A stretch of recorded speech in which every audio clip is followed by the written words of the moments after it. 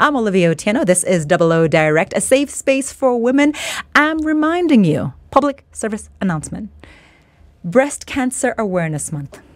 Routine screening, early detection saves lives. You know, in Kenya, 7 women die daily from breast cancer. A simple checkup could save your life. But now it is my pleasure to welcome the head of the European Union delegation in Kenya, Her Excellency Henriette Geiger. Welcome to Double O Direct. Good morning, Olivia. Good morning to all of you out there, all the women and men on this Saturday morning in Kenya. I have been as an EU ambassador here in Nairobi since September last year, and I very much enjoyed. We have been as European Union here in Kenya for many, many years to basically represent the interests of the EU, but also to further the development of Kenya. So our task is basically one of an embassy. So we do political work with the government. We do development cooperation work with government, civil society, all actors in the society. And we are also furthering trade and investment. And that's not only us. We have other sort of EU institutions here, like the European Investment Bank, to try to bring more investment here. In the past, the EU has focused a lot on development cooperation. But in the recent years, Kenya has become such a strategic partner to us that the political work is getting more and more important in what we do.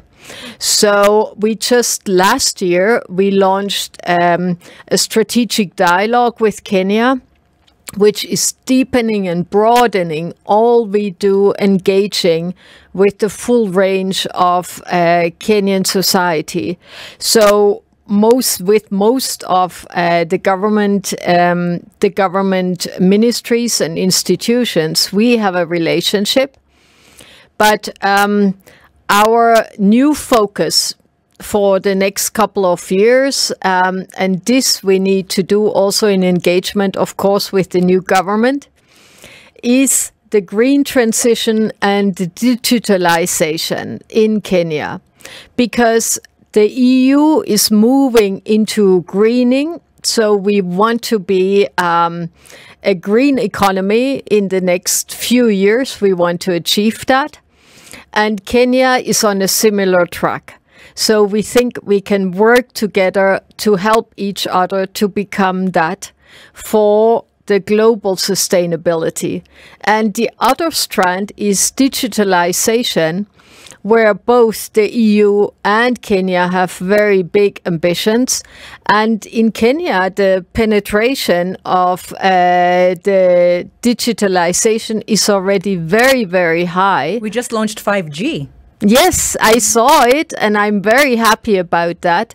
In Europe, we have different degrees of... I've been to Europe and I've had Edge.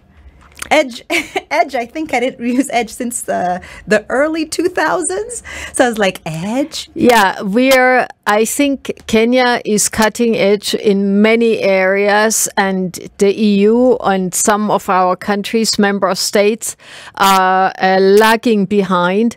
For example, I'm just coming back from Brussels, the EU's headquarters, and I spoke with some of our ambassadors there from member states.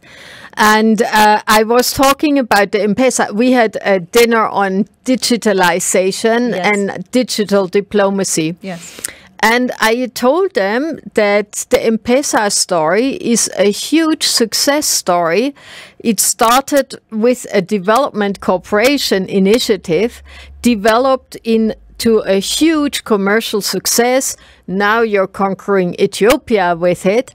And then the Swedish ambassador told me, because I talked about in Germany, there's hardly anybody who's paying cashless. It's all cash. And I said, when I was in Sweden, I didn't use cash in a week. Not once. This is Her Excellency Vicini? Yes, Okay. yes. No, but it was not her. It was the Swedish ambassador in Brussels who told me then, you know, the Swedish model is fashioned after the Kenya model. Wow. So we looked at Kenya and what you have done here with M-Pesa, and we introduced that in Sweden. And I was so impressed a few years ago when I was in Sweden, and only now I connect the dots. So the message here is Kenya is advanced in many, many areas, and the EU can learn from it. By connecting the dots, we can just exchange experience and make life better in the two areas, both in the EU and in Kenya. You mentioned a lot of initiatives and work between the EU delegation here and the government. What are some of the private sector engagements that your delegation has? Because I feel there's a lot of potential there as well, as you've mentioned, of course, with M-Pesa. I mean, as EU, we have to have the government as our prime partner. But in almost all the things we do, we are engaging with the private sector, and notably also with civil society. So in the greening, you cannot work without private sector and civil society. The same with digitalization. It's even more obvious. So, of course, you need a legal framework, and that has to be done by the government, the enabling environment. But then for it to gain traction, you need the private sector, and above all, the population itself needs to be convinced that this is the right way to go ahead. Otherwise, it will just not happen. So in almost all our projects, we are working with civil society and the private sector. But I mentioned before, we have also development banks here from our member states, and we have the European Investment Bank, which just opened. The European Investment Bank president was here last year to open the first outpost of the European Investment Bank outside of its headquarters in Luxembourg. And they chose Kenya for it, serving the entire East African region. And when I asked the president of the EIB, so why did you select Kenya? And he said, well, they're simply the best. With that, we'll take a break. We'll be right back with Her Excellency Henriette Geiger, EU Ambassador to Kenya. Live on the homepage, standardmedia.co.ke. This is 00 Direct. I'm Olivia Otieno, who was not rejected by their church choir. Thank you so much for that, Daniel. Consolata Church. Oh, you're in Consolata. I was in the youth group. I was in the choir because, you know, they were like, hey! No, there's no audition. The standards for the choir members, anybody is welcome. You know, it's for Jesus. So they were like, okay. Yeah. Because Beatrice, my collaborator for the press, who was just here, she's also in the Consolata choir. Ah, fellow sister, what do I console? Habari zenu? But anyway, what I wanted to ask you is, you always say Olivia a lot, don't you? That's how we ended up becoming besties. Yeah. Olivia is one of my daughters. I have two daughters, but she's the firstborn. And I think when she was born, the first moment I looked into her eyes and we locked eyes, that was the best moment of my life. Huh? You are welcome. So for me, Olivia has a very, very good ring to it, and I'm immediately connecting to all Olivias on this world. Mumbi, you hear that? Connecting to Olivia's in this world. But more than that, Your Excellency, tell me about the EU. And now that the UK exited, what are your official languages? What do you guys speak in Brussels? Okay. Official are all the national languages. Okay. So every single official document has to be translated into all the languages. That's why the EU in Brussels has the largest contingent of translators. I see a career opportunity in the world. Can you please go to Goethe Institute Italian Institute of Culture. I don't know what the Spaniards are doing, but they have a very hot president who thinks we are Senegal for some reason. Oh, you think he's hot? Hey, he's very hot. Hey, let me tell you, when I get that Schengen visa, my first stop, port of call, they call it. Sapanya. No, I digress. I digress and I apologize. So all the languages and a lot of translators. Yes, but when we talk and when we work, most of the documents are either in English or French. And French has taken a backseat because we had a lot of new member states and they've never learned French. It was not part of their school curriculum. So obviously, when you work, you have to find something that works for all, and that is English. And the problem we are facing in then we are all second language English speakers, apart from the Irish. The Irish, exactly. Now, the top tier in Brussels. But they speak Gaelic. Oh, yeah, I know, yeah. So, but anyhow, so I think our English is taking a collective nosedive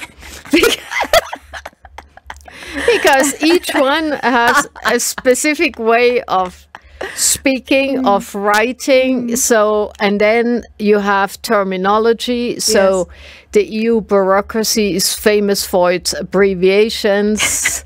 So you have, when you get a written document, it's full of abbreviations that nobody understands.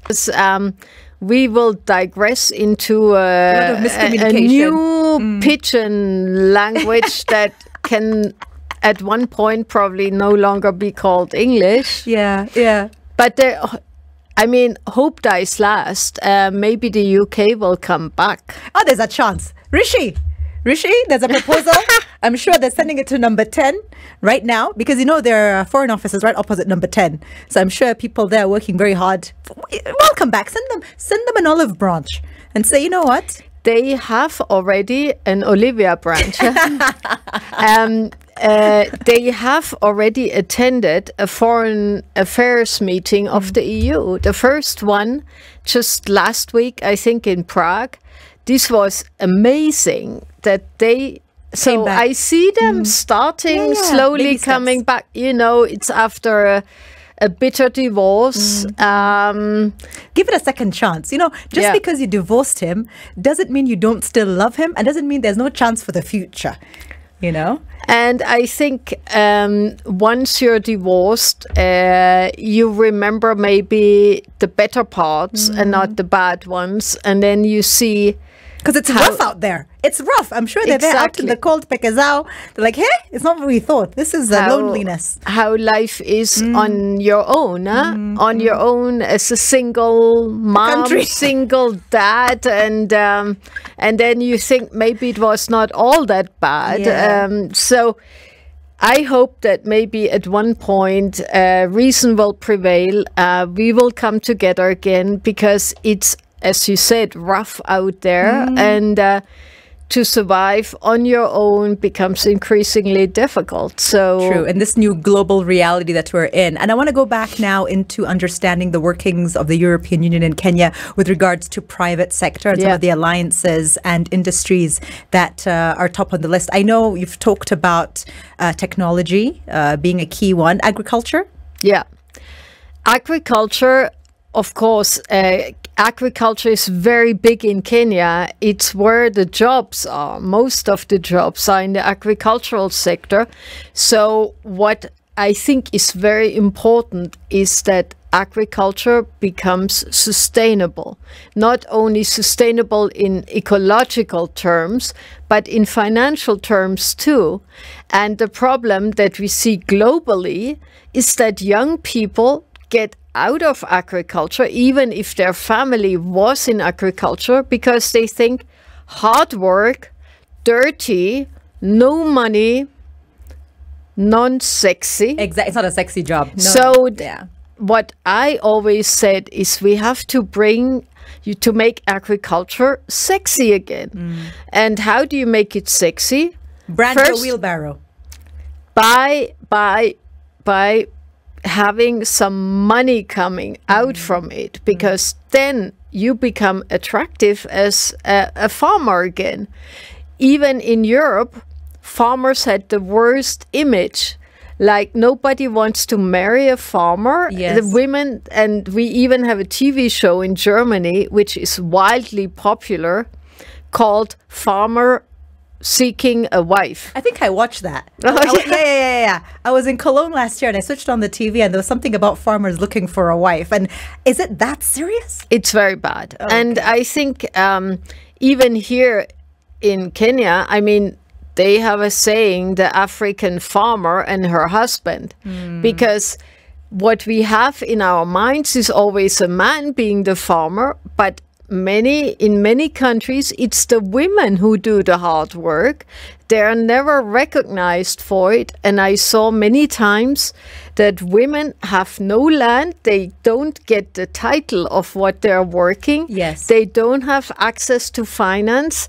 And then they're even excluded from farmers' cooperatives. So how is the EU helping to, let's say, overcome some of those challenges and help these women, acquire the title deeds to their land, acquire financial inclusivity, and then, be part of these cooperatives? Yeah, so we have several programs. One is called AgriBiz. That's an economic empowerment program.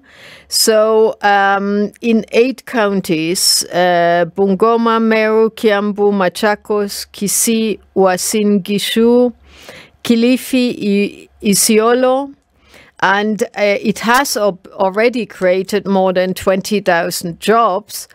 But the idea is to do boot camps, to do capacity building, and then get access to financing.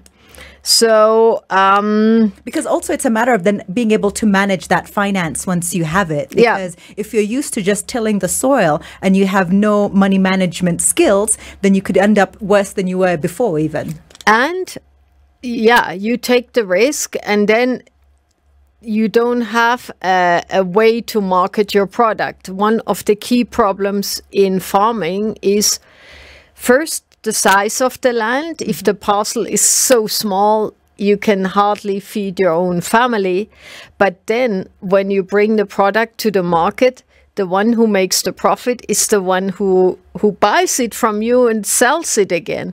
So the idea is to work the whole value chain from the bottom up, so that the big profit is with the producer. And the EU has done amazing work around the globe, building social enterprises like cooperatives, but also modern social enterprises where people just get together and they share their resources. They market themselves together in the EU, and the EU is the largest export market for Kenya. There's an amazing market for organic, but also socially produced products. So people look at the label, and if you have the label, for example, in Europe, now they have products and they say, this has been produced by Karen. And then you have a picture of Karen and her family, and it gives the story of Karen and how when you buy the product, you're directly sponsoring Karen's livelihood. And especially the younger generation, they have become so environmentally and socially aware that they're even boycotting enterprises that do not apply to these high standards. Your Excellency, you mentioned ethical farming, you mentioned organic. Where then do our products stand, or where then would Kenya stand with the reintroduction of GMO? Gosh, this is a difficult point. I have a private opinion on this, and when I first heard about it and the new president allowing this, I thought, I'm not sure whether this is in the long-term advantage of Kenya, especially when it comes to GMO seeds. But I do understand that, of course, when you have a drought and more than 4 million going hungry, you're trying to find something that can give you quick results. But what I was saying is that even if we need quick solutions, because hunger cannot wait, we have to look at the long-term costs and damage this could do. So we have to be a bit careful in how we do this. Now, GMO, everybody is risk averse. Nobody wants to take risks. I was obviously talking to my experts in Brussels, and they said that in a controlled way, the EU is also admitting GMO products. I was not aware of that. I talked to a friend of mine who works in the chemical industry. They even do GMO research in the EU. But we have a very strong consumer protection. So I do have trust in their judgment. I'm personally risk averse, and I try to be, what is closest to nature is the best, I believe. But I do understand that globally we have moved along so firmly into the technological path that maybe it is irreversible. I'm not an expert on it. More with Henriette Geiger, Her Excellency the EU Ambassador to Kenya, in a bit. In Nairobi, find us on 94.4. We're also streaming live on the homepage standardmedia.co.ke. I'm Olivia Otieno. This is Double O Direct, with a woman host, music by women and women guests. And as we head into the afternoon, a reminder that my earlier interview with singer, songwriter, Dr. Tiwa Savage will be up on our SpiceFM YouTube page very, very, very, very soon. Right now, I continue my conversation with the amazing EU Ambassador to Kenya, Her Excellency Henriette Geiger. Amazing for naming her daughter after me. Nothing else. we're talking about the private sector, talking about agribusiness. What other industries is the EU engaging, and how can we get more of Kenyan fashion out there?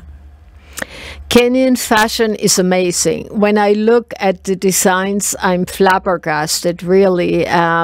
So I'm ready to wear as much as possible Kenyan fashion. And, some time ago in 2009, there was something formed in Kenya called the Ethical Fashion Initiative. And it was so wildly popular that it's now expanded to 15 other countries. And the idea is it works with local artisans and connects them with global fashion brands. And then it has business accelerators for those creative entrepreneurs. And like that, you give advice on what sells on the global market. And those fashion designers from the global brands, they come in, get inspired, and see how that can be integrated into their high fashion. Yes. And like that, the Kenyan fashion and fashion from Afghanistan and others have been on the catwalk in Paris. They have been on the latest Fashion Week 2022 in Paris again. Mm-hmm. And we had ethical fashion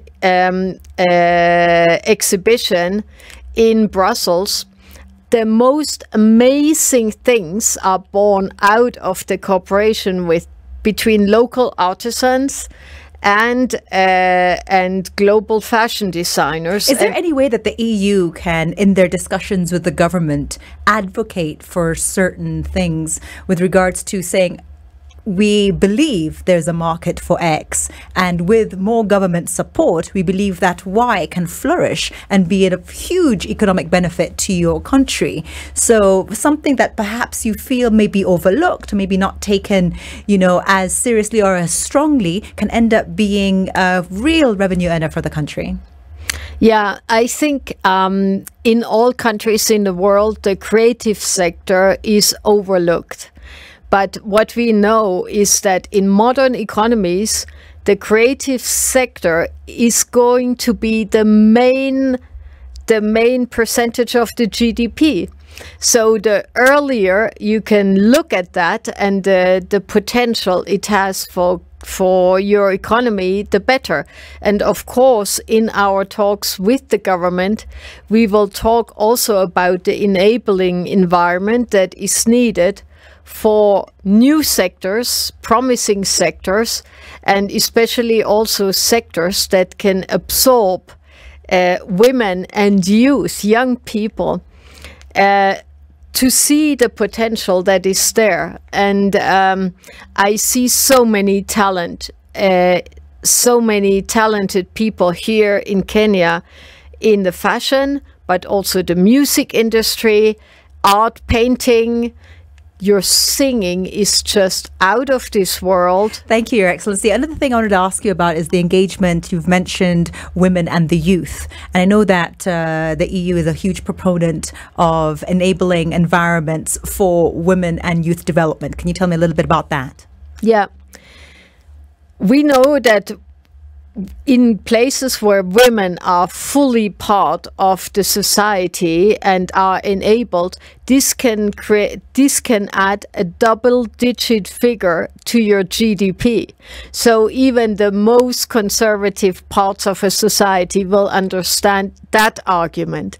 And the youth, of course, if you don't give any chance to youth, you will have no future for your country, because the youth is your future, and you have risks like civil unrest, social unrest. So this is what the EU wants, and I know that the government has seen that, and across Africa actually you have a huge youth bulge, and the youth is your potential. And I consider also that in aging societies like the European one, we have a lot to gain by working together with young people from younger societies, because age makes your mind inflexible, and the young people, they have the ideas and the dynamics to push ahead. Tell me, with regards to your external lens, because sometimes when you're in something, you can't see it clearly. You need to step back, step away to be able to view the bigger picture. Where are some of the barriers to our own inclusivity of women and youth that you feel are low-hanging fruit, something we can take advantage of almost immediately in advancing these marginalized groups? I think access to education is key. It's the one thing that will open all the doors, and that's why it's so important to make sure that young people, and especially women, have good access, free education. And I know that it's of course a challenge, because if you have a fast-growing population, to give free education to all is very difficult. But this, for me, is the only way, because whoever is capable through education can develop him or herself. So in a young population like Kenya, if you invest in education within 2 to 3, maximum 5 years, you can see big change. Yeah? And the second element is, of course, the prejudice against women. There's still a lot of prejudice out there that is acting as a barrier to women. But I think on 2 levels, women have to be given access to land. We're working on this. We're also working on digitalizing all the land titles and giving land titles to women, but also financing. Access to finance is very much biased. So the ones who have get more, and the ones who don't have no credentials to get a loan. That's why the EU is also big in making that bridge. So to bring people into a space where they can then access the formal sector. And yeah. I think that's incredible. And you mentioned prejudice. Can you outline some specific areas of prejudice with regards to women, financial inclusion, education that you've noticed that you feel we must now be more cognizant of? I would like to mention the geographical dimension. In Kenya, I see that the ASAL countries, the northeastern belt, has very, very low educational levels especially for women. I remember one figure being mentioned to me once in one of the areas where the education of girls is 2%. 2%? Yeah. 2% of the entire population of women? Yeah. Okay. Yeah. I'm bad at figures, but this figure, I hope I'm correct, but it's stuck in my mind as being just out of this world. So any economist tells you that no country in the world reached upper middle income level without addressing its inequalities. Yes. So we have to address the geographical inequality in Kenya to make sure that people who live in these counties, they will be given access to education, to health, to employment opportunities. It's a huge challenge, but without that, I don't think Kenya can improve in the long term. With Her Excellency Henriette Geiger, the EU ambassador to Kenya, and we're talking about Miss President. Is it going to happen soon for Kenya, a woman president? I think there's a big chance at one of the next elections that we get a woman president. And even during the past elections, women scored much better than in the past. Germany had Merkel for like 20 years. How long was Merkel chancellor? I don't even know. I think 16 years. But the joke here is that now boys in Germany ask their father whether boys can also become president. Well, the UK has given us a lot of leaders of all genders, now all races, really loving it. But going back to the television show on KTN Home called Miss President, tell me about that. This is a project of the EU that was started in 2019. And I personally think it's one of the most successful things we ever did, because it shows to the nation that female leadership is possible. Mm-hmm. And I met some of these Miss President aspirants during season 1. We're in the middle of season 2.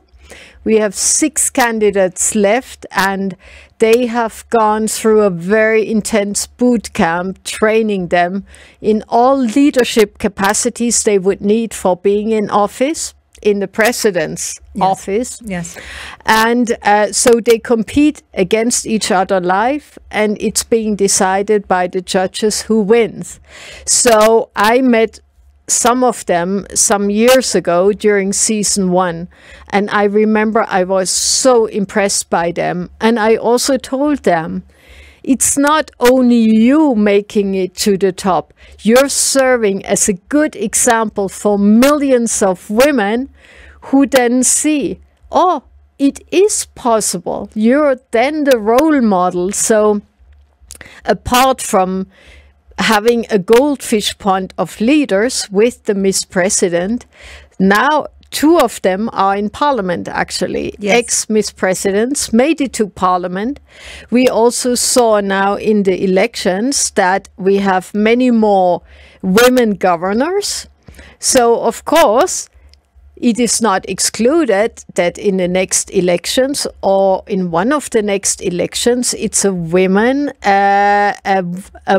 who makes it to president. Why not? What do you think about affirmative action with regards to women and having a percentage of women leaders in Parliament as law? What Yeah. are your thoughts on that? Well, I mean, here in Kenya, you have the 2/3 gender rule. I think it's good to have rules. If you don't make it otherwise.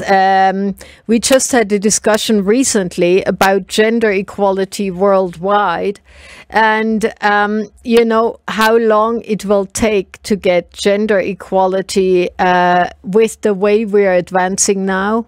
300 years. 300 years. Yeah. Oh my. So when people say we've forgotten about the other gender, it's actually not true, because we are still so far behind that we actually need to keep pushing and even pushing more. yes, I mean, I do understand some men. It's big in the EU because we also have a gender quota now in the European institutions. Do you? Oh yeah. Have you always had it, or is it recent? No, it has come on in the last couple of And years. what's the quota? We want to have obviously 50, and our current target is 40. It's the problem is not so much the junior levels; it's the senior level. But the senior level has to be fed by a goldfish pond, Yes. and you have to bring it up, and it takes some time. But I was a manager in the EU institutions before senior manager, and I saw a lot of men frustrated because they said, with that quota, we'll never make it. And it's true that maybe they didn't have the chances they had before, but before they had everything and the women had nothing. So of course Some will be left out, because before, if you had 80% men and 20% women, or 90% men and 10% women, yeah, there were just more opportunities. Now, if it's going to be 50-50, then sorry for those 40% who don't make the cut. They just have to be better. The thing is that, of course, nowadays in the EU institutions, if everything else is equal and you have a man and a woman, you have to take the woman. And many men are very cross about this. And I do understand, if I was a man now and I was up against a woman, I would feel frustrated, but that's just how. Well, I mean, had to we're work harder for even that woman to have gotten to that level. She had to struggle many, many, many times. Of my previous guest, Dr. Tiwa Savage, highlighted in a past interview that she was ready to work twice as hard, 3 times as hard, 4 times as hard to make it as a woman in the entertainment industry, in the music industry. And now men will have to realize that if they want to be in senior management in the European Union, you're going to have to pull up your sleeves and work that much harder. So Yeah. I'm okay with that. Yeah, I mean, in industry, there's still a big bias. So even in advanced societies, like in Germany and others, you still have a huge gender pay gap for the same post, 20% less for women, same thing. That's why the public service is still in Europe the preferred service for women, because for the same job, you get the same pay, whether you're a woman or man. But in the corporate world, Germany introduced a quota for corporate boards, and that is was very, very contested, because people don't like quotas. They want to make their own selection, and women were discriminated as being the quota woman. But the more women are out there and do a good job, the less this will become this will be an argument, and at one point it will be forgotten. And I see a lot of wonderful women out here in Kenya that are leaders in their field. I mean, we're also just looking at the recent elections. The Chief Justice played a key role. She's a woman. She stood up. People like that, or yourselves and others that are visible, and they provide so much inspiration and leadership. I'll always take a compliment. Thank you so much. And now that you've talked about the judiciary, I want to talk about the support that the EU offers with regards to legislation and lawmaking in Kenya. Yeah. So a couple of years ago, we decided that we want to massively support justice sector reform in Kenya, because we believe that to support the governance of a country is the key for a country to advance. So we had incredible improvements in the justice sector in the last years, not only in terms of helping to improve access to disadvantaged groups like women, ethnic minorities, disabled, also the trust in the work of the justice sector and its impartiality has really increased a lot.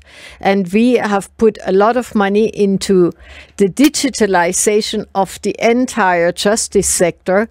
So now even court hearings can be done online. And that was actually saving the justice sector during COVID, because otherwise everything would have gone to zero, and due to that, they now have the technology to do this online.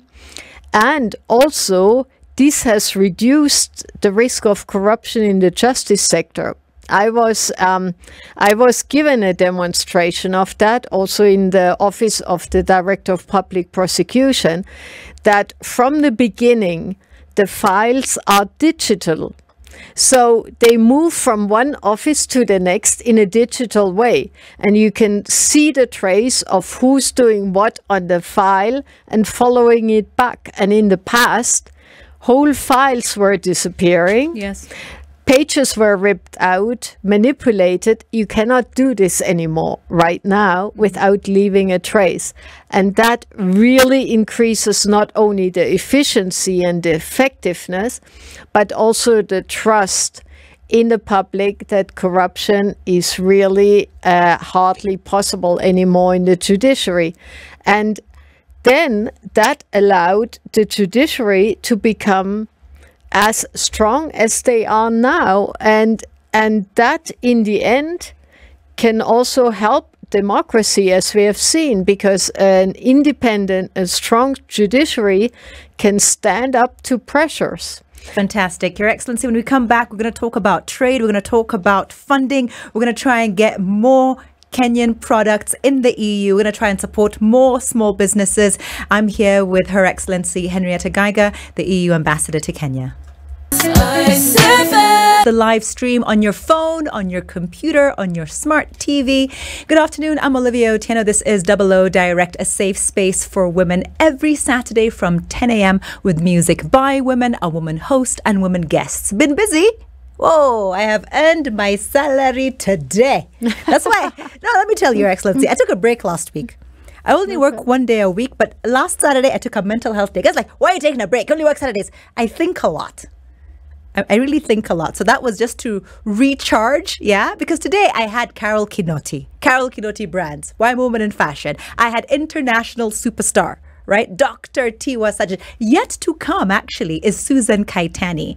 Oh. Where do you get your hair done?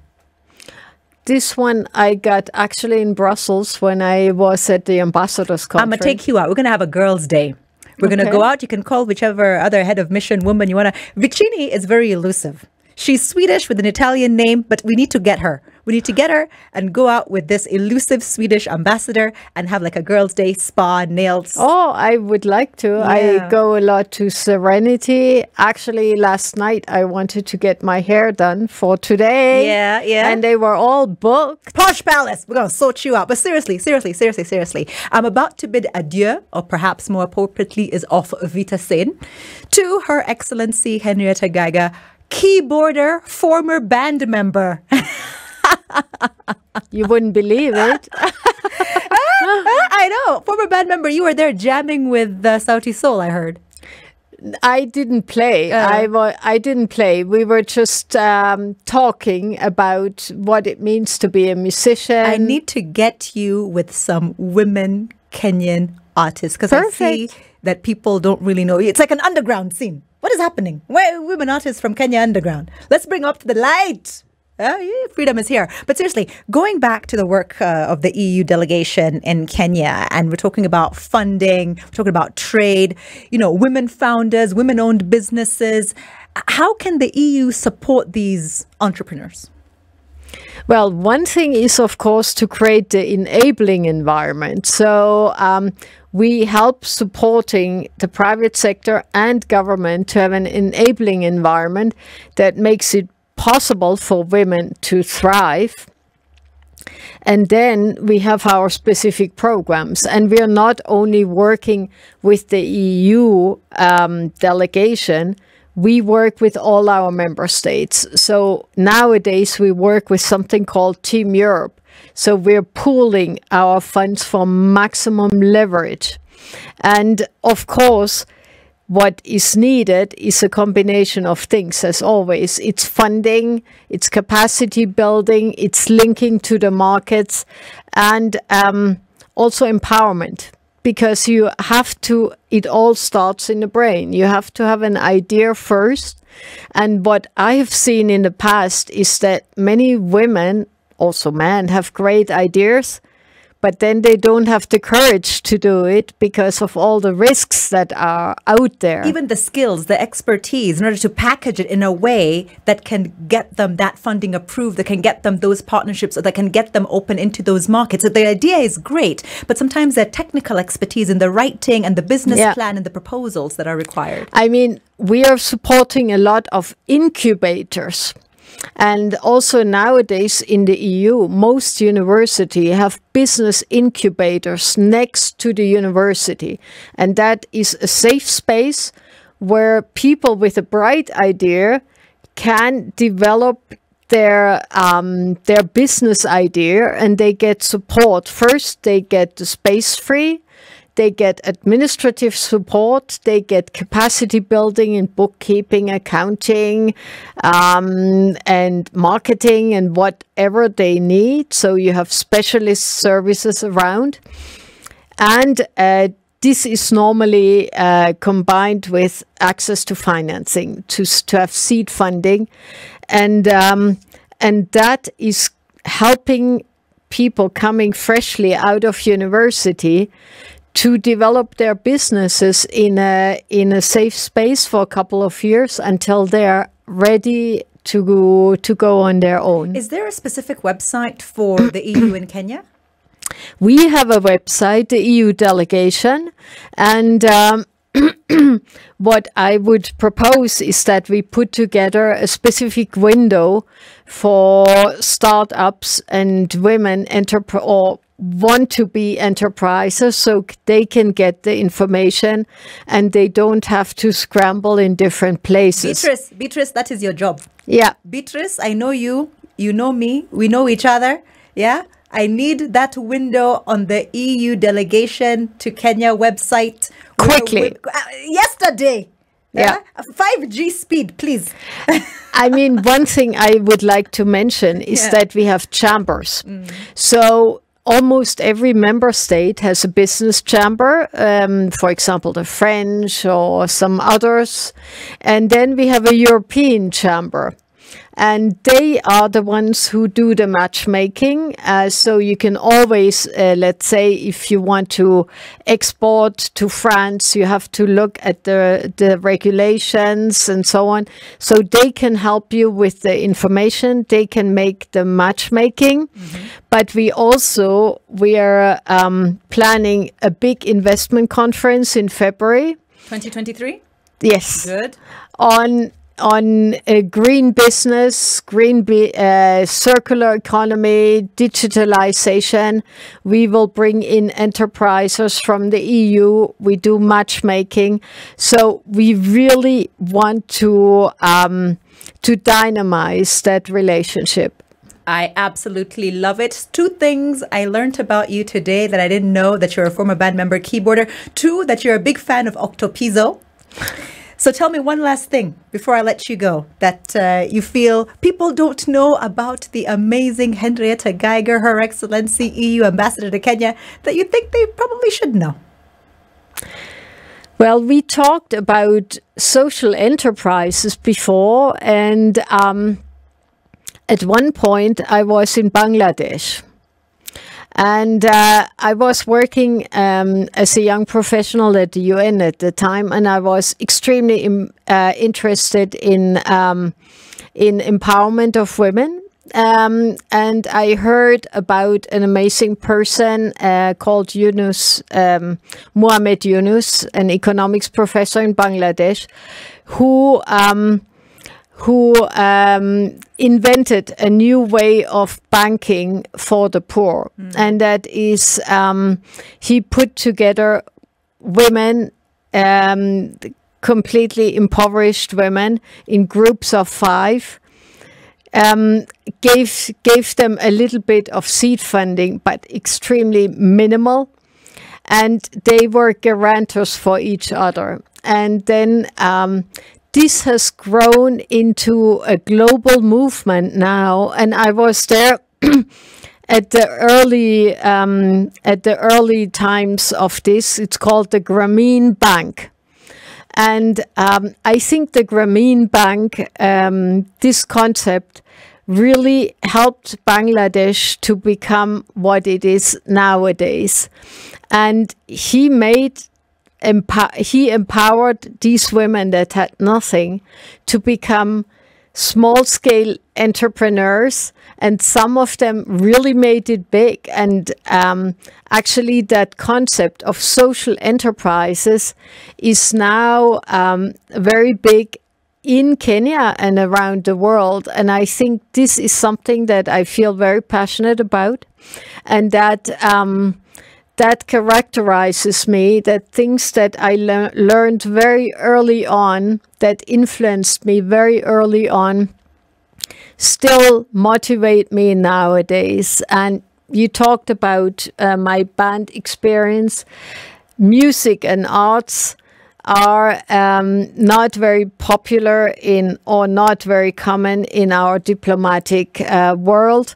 But I do think we all needed to balance out. And for me, that is to find the right balance through arts is very important. I'm also a huge fan of books. I'm an avid reader, and I'm writing a little bit. And I just joined a book club. I have been book club member for decades now.